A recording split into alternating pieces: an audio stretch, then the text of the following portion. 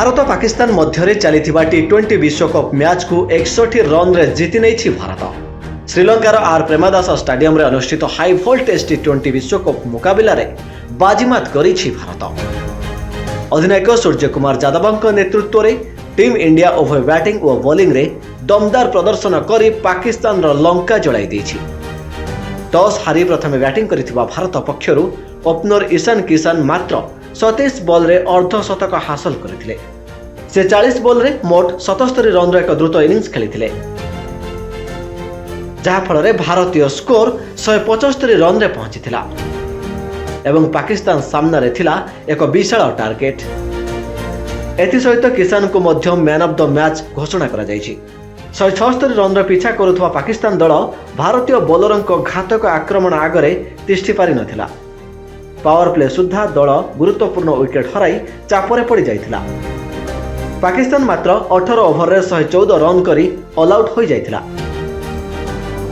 भारत पक्षरु जसप्रीत बुमराह, हार्दिक पांड्या और अक्षर पटेल श्रृंखलित बॉलिंग करी पाक बैटरों को रन करिवार सुजोग दे नथिले।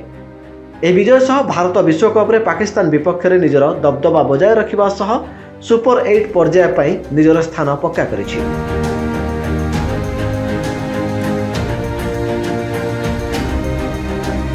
मेरे रिपोर्ट धरित्री लाइव।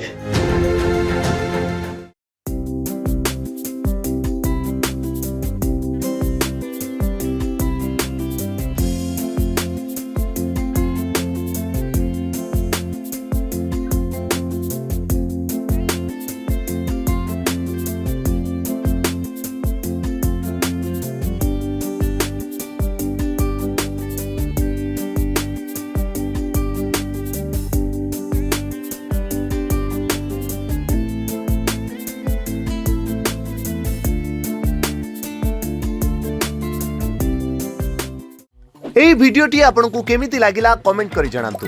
धरित्री लाइव रो यूट्यूब एवं फेसबुक चैनल को सब्सक्राइब करंतु। अधिक खबर पई लॉगिन करंतु www.dharitri.com।